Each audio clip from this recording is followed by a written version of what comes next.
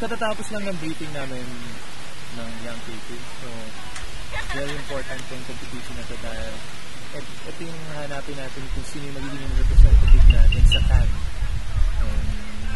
And yun, exciting yung brief natin dahil galing ko sa sponsor natin na Inquirer.net.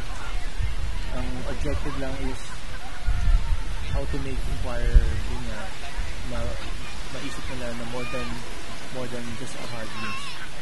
So, paano nila ito maging mas interesting? It's a cyber-led campaign. Pwedeng innovative, pwedeng tulad ng film ng kidlat na yun. Innovative. So, walang boundary pwede na maisip. And sakto, nandito sila sa Boracay, dapat masayang-masaya yung magiging ideas nila. And we have 24 teams from different agencies. The good thing about this competition right now sa Boracay, hindi lang isa yung mananalo. After the first place, malaman natin, ma-identify natin kung sino yung mag-represent sa Pilipinas. Yung second place naman, mag-represent naman sa Spikes Asia, sa Singapore.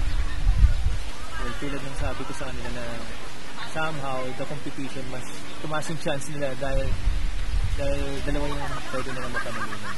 Sobrang nakakatawa itong competition sa kanila kasi before, dito rin sa Boracay yung Young Creative Competition na una kong sinalihan.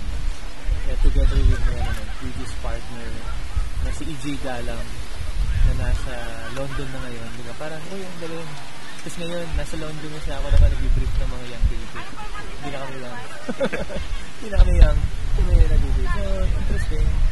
And nakikita mo sa mga mukha nila na tulad nga nung campaign ng Young Creative na lahat talaga dumaan sa finish na yun. And isa sa mga yan, sa mga binrief ko na yan, magiging boss, magiging David Guerrero, magiging Merly Jaime. So, nakakatawa. Sila yung feature ng advertising. Magiging Herbert Hernandez. Herbert Hernandez. Sakto, nandito tayo sa Boracay. Ang sinabi ko sa kanila, ganoon naman, like any other brief, dapat illusion up nila yung sarili nila. Kaya tonight, merong Lakihan Mo logo, the first Lakihan Mo logo sa Boracay. We invited the voice finalists, si Ferns, para mag-play para sa kanila, and 3 indie bands, and si DJ, si James from FCB, yung maraming entertainment para mag-loosen up sila. Siyempre, alcohol meron din. Hindi mawawala. Libreng alcohol yan sa kanila. And that's creativity naman dapat hindi dapat masyadong stiff para makapag-isip ng marami.